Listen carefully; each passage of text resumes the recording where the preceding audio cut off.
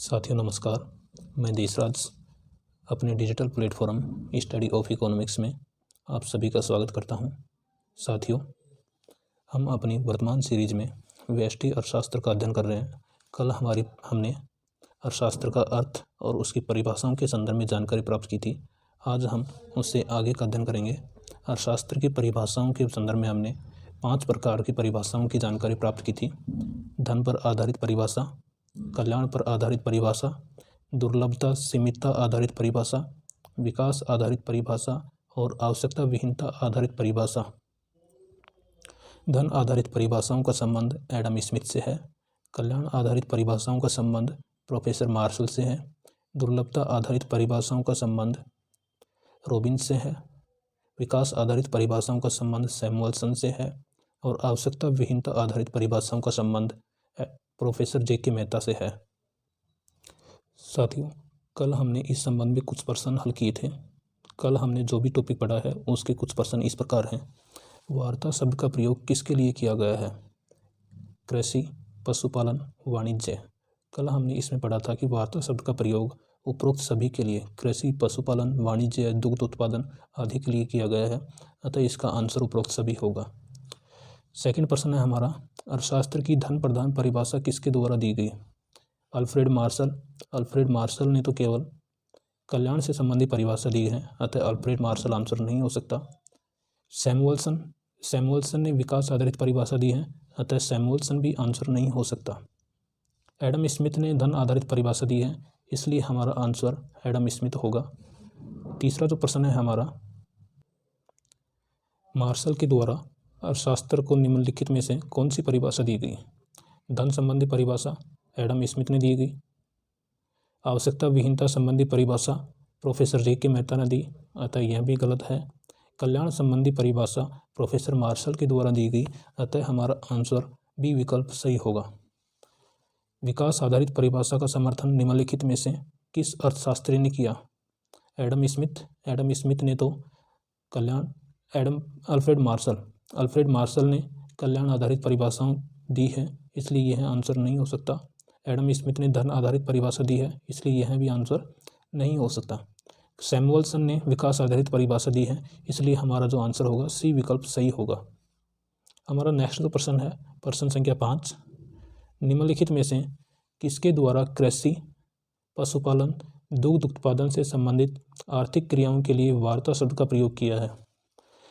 वार्ता शब्द का प्रयोग कृषि, पशुपालन, दुग्ध उत्पादन से संबंधित आर्थिक क्रियाओं के लिए वार्ता शब्द का प्रयोग किया है बृहस्पति ने, शुक्र ने और कौटिल्य ने, तीनों ने किया है, अतः हमारा आंसर विकल्प डी सही होगा।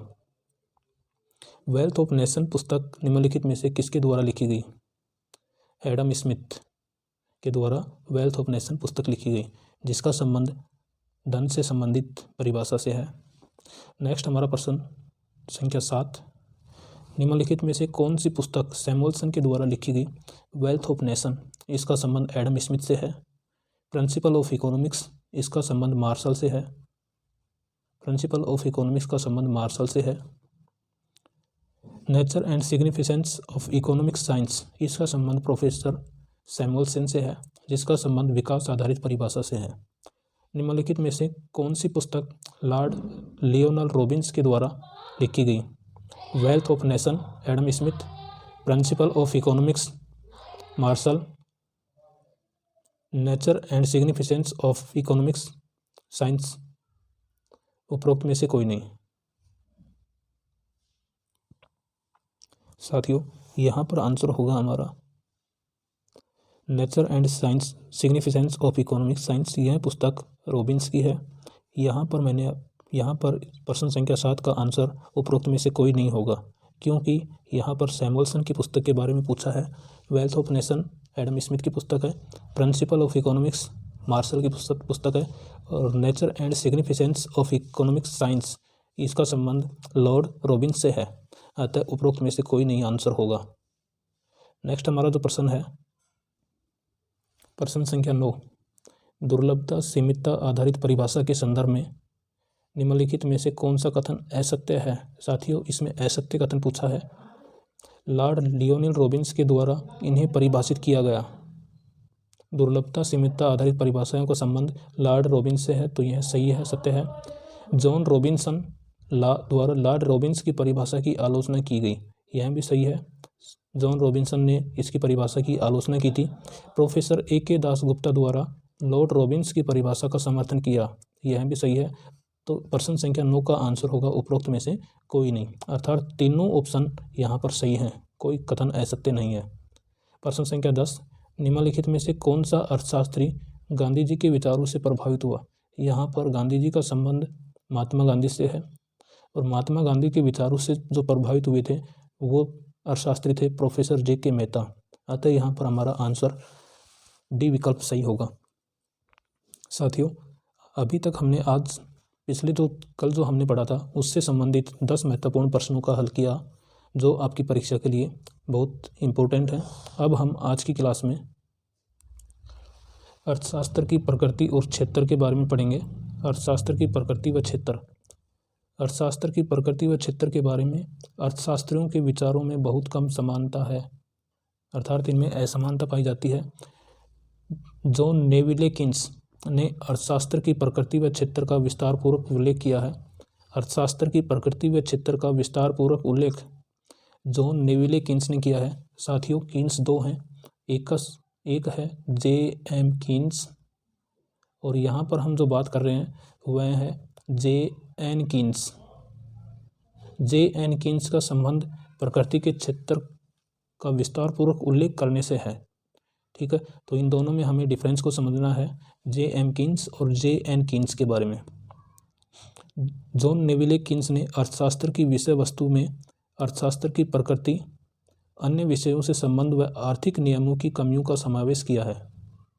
जॉन नेविले किन्स ने अर्थशास्त्र की विषय वस्तु में अर्थशास्त्र की प्रकृति व अन्य विषयों के संबंध व आर्थिक नियमों की कमियां, उनको समावेश किया है।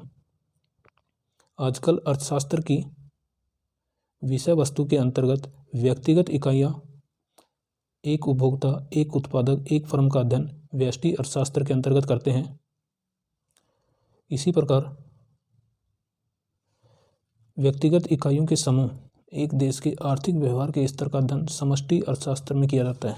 व्यक्तिगत इकाइयों का अध्ययन हम समष्टि अर्थशास्त्र के अंतर्गत करते हैं और व्यक्तिगत इकाइयों के समूह का अध्ययन हम समष्टि अर्थशास्त्र के अंतर्गत करते हैं। अर्थशास्त्र को दो भागों में विभाजित कर सकते हैं, व्यष्टि अर्थशास्त्र और समष्टि अर्थशास्त्र। अब व्यष्टि अर्थशास्त्र में किन तत्वों को सम्मिलित किया जाता है और समष्टि अर्थशास्त्र में किन तत्वों को सम्मिलित किया जाता है, वो हम इस के माध्यम से पढ़ेंगे। व्यष्टि अर्थशास्त्र में हम उपभोग, उत्पादन, विनिमय, वितरण, आर्थिक कल्याण, इन सभी का अध्ययन हम व्यष्टि अर्थशास्त्र के अंतर्गत करते हैं।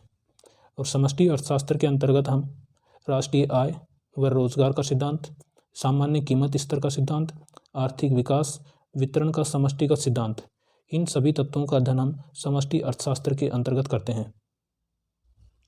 साथियों, यहाँ से जो प्रश्न तैयार होता है वह इस प्रकार से बन सकता है कि निम्नलिखित में से किस तत्वों का अध्ययन हम व्यष्टि अर्थशास्त्र के अंतर्गत करते हैं, जिसमें तीन विकल्प आपको समष्टि अर्थशास्त्र से संबंधित मिलेंगे और एक विकल्प आपको व्यष्टि अर्थशास्त्र से संबंधित मिलेगा।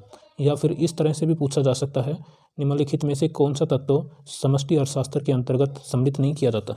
उसमें 3 तत्व आपको समष्टि अर्थशास्त्र के दिए होंगे और एक तत्व आपको व्यष्टि अर्थशास्त्र से संबंधित होगा। साथियों, हमें प्रत्येक टॉपिक से, प्रत्येक पॉइंट से उससे बनने वाले प्रश्नों के बारे में जानकारी होनी चाहिए और हमें पढ़ते समय ही ध्यान रखना चाहिए कि इस टॉपिक से, इस बिंदु से किस प्रकार का प्रश्न परीक्षा में पूछा जा सकता है। सर्वप्रथम सन 1933 में रैगनर फ्रिश ने व्यष्टि अर्थशास्त्र तथा समष्टि अर्थशास्त्र का प्रयोग किया। सर्वप्रथम व्यष्टि अर्थशास्त्र और समष्टि अर्थशास्त्र शब्द का प्रयोग रैगनर फ्रिश ने किया था और 1933 में किया था। यहाँ से प्रश्न आया हुआ है, सर्वप्रथम रैगनर फ्रिश ने व्यष्टि और समष्टि अर्थशास्त्र का प्रयोग कब किया? आंसर है 1933 ईस्वी। माइक्रो तथा मैक्रो अंग्रेजी भाषा के शब्द हैं जिनकी उत्पत्ति ग्रीक भाषा के माइक्रोस तथा मैक्रो शब्द से हुई है। माइक्रो का अर्थ है सूक्ष्म तथा मैक्रो का अर्थ होता है व्यापक। इन दोनों शब्दों की उत्पत्ति अंग्रेजी भाषा, इनका अंग्रेजी अर्थ है माइक्रो और मैक्रो, इनकी उत्पत्ति ग्रीक भाषा के माइक्रोस तथा मैक्रोस शब्द से हुई है। यहाँ पर इनका अर्थ पूछा जा सकता है। माइक्रोस का अर्थ है सूक्ष्म और मैक्रोस का अर्थ है व्यापक। व्यष्टि अर्थशास्त्र, अब हम पढ़ेंगे माइक्रो इकोनॉमिक्स के संदर्भ में। व्यष्टि अर्थशास्त्र को कीमत सिद्धांत भी कहते हैं। यहाँ से प्रश्न आया हुआ है, निम्नलिखित में से किसे कीमत सिद्धांत कहा जाता है? व्यष्टि अर्थशास्त्र, समष्टि अर्थशास्त्र, ए और बी दोनों, उपरोक्त में से कोई नहीं। तो यहाँ पर हमारा आंसर होगा व्यष्टि अर्थशास्त्र। व्यष्टि अर्थशास्त्र में व्यक्तिगत इकाई, एक उपभोक्ता, एक उत्पादक व एक फर्म का अध्ययन किया जाता है। यह अध्ययन कीमत को ध्यान में रखकर किया जाता है। व्यष्टि अर्थशास्त्र में व्यक्तिगत इकाइयों का अध्ययन किया जाता है और व्यक्तिगत इकाइयों का अध्ययन कीमत को ध्यान में रखते हुए किया जाता है। जैसे एक उपभोक्ता द्वारा एक निश्चित कीमत व आमदनी की स्थिति में उसकी संतुष्टि को अधिकतम करना।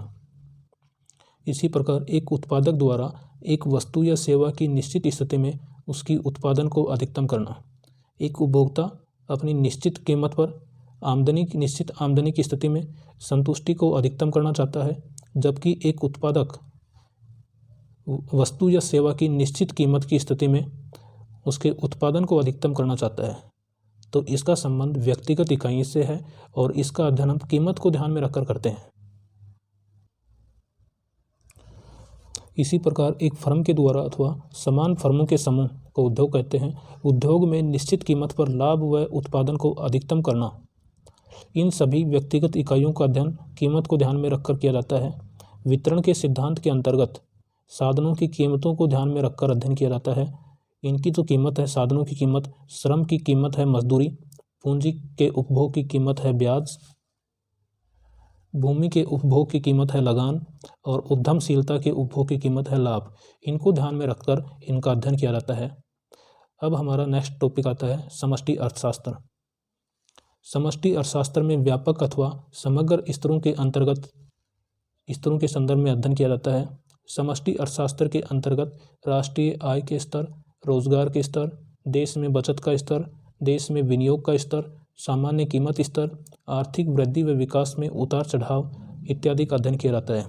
समष्टि अर्थशास्त्र के अंतर्गत राष्ट्रीय आय के स्तर, रोजगार के स्तर, देश में बचत का स्तर, विनियोग का स्तर, सामान्य कीमत स्तर, आर्थिक वृद्धि और विकास में उतार चढ़ाव, इन सभी का अध्ययन हम समष्टि अर्थशास्त्र के अंतर्गत करते हैं। समष्टि अर्थशास्त्र को आय व रोजगार का सिद्धांत भी कहा जाता है। अर्थात निम्नलिखित में से किस अर्थशास्त्र को आय व रोजगार का सिद्धांत कहा जाता है? तो आंसर होगा हमारा समष्टि अर्थशास्त्र। समष्टि अर्थशास्त्र से संबंधित जॉन मेनार्ड कीन्स ने सन 1936 में the general theory of employment, interest and money पुस्तक प्रकाशित हुई। समष्टि अर्थशास्त्र के संदर्भ में जॉन मेनार्ड की कीन्स ने व्याख्या की है। 1936 में उनकी पुस्तक प्रकाशित हुई थी, the general theory of employment, interest and money. इसलिए समष्टि अर्थशास्त्र का जनक हम J.M. Keynes, John Maynard Keynes को कहते हैं। पहले हमने अभी इसी क्लास में J.N. कीन्स के बारे में चर्चा की थी और यहाँ पर आया है जॉन मेनार्ड कीन्स, जो दोनों अलग अलग अर्थशास्त्री हैं। इसके बाद समष्टि अर्थशास्त्र के सिद्धांत अधिक वैज्ञानिक तरीके से विकसित होने लगे। यानी जॉन मेनार्ड कीन्स की 1936 में पुस्तक आई, the general theory of employment, interest and money.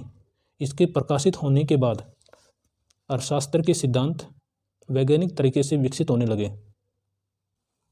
साथियों, अब हम व्यष्टि एवं समष्टि अर्थशास्त्र के अंतर के संदर्भ में चर्चा करेंगे। अंतर का आधार व्यष्टि अर्थशास्त्र और समष्टि अर्थशास्त्र। अध्ययन की इकाई के आधार पर अंतर। व्यष्टि अर्थशास्त्र में हम व्यक्तिगत इकाई का अध्ययन करते हैं। समष्टि अर्थशास्त्र में एक देश की संपूर्ण अर्थव्यवस्था का अध्ययन करते हैं। व्यष्टि अर्थशास्त्र की मान्यता है कि इसमें पूर्ण प्रतियोगिता, पूर्ण रोजगार, सरकार का हस्तक्षेप नहीं और स्वतंत्र कीमत अंतर पाया जाता है, जबकि समष्टि अर्थशास्त्र में उत्पादन के साधनों का वर्तमान वितरण पहले से ही निर्धारित होता है। व्यष्टि अर्थशास्त्र के अध्ययन का उद्देश्य संसाधनों के अधिकतम वितरण से संबंधित सिद्धांतों के लिए है, जबकि समष्टि अर्थशास्त्र के अध्ययन का उद्देश्य उत्पादकता का विस्तार व पूर्ण रोजगार की प्राप्ति से संबंधित सिद्धांतों हेतु है। व्यष्टि अर्थशास्त्र के विश्लेषण के उपकरण कीमत है, जबकि समष्टि अर्थशास्त्र के विश्लेषण का उपकरण राष्ट्रीय आय है।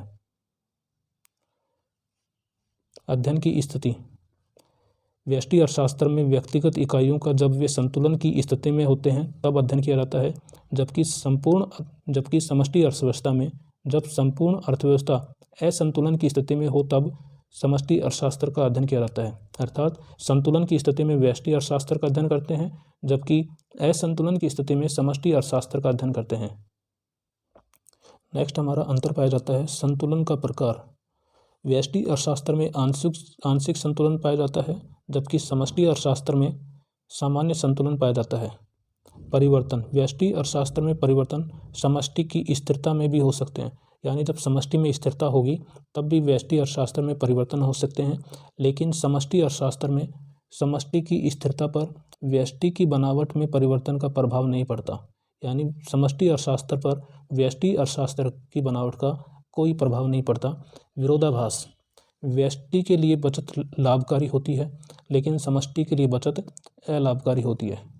साथियों, इस तरह से हमने आज व्यष्टि और समष्टि अर्थशास्त्र का अध्ययन किया, उनके अंतर समझे और अर्थशास्त्र की प्रकृति और उसके क्षेत्र के बारे में अध्ययन किया। साथियों, आपको यह क्लास कैसी लगी? किसी भी प्रकार का कोई सुझाव हो तो कमेंट अवश्य करें। धन्यवाद।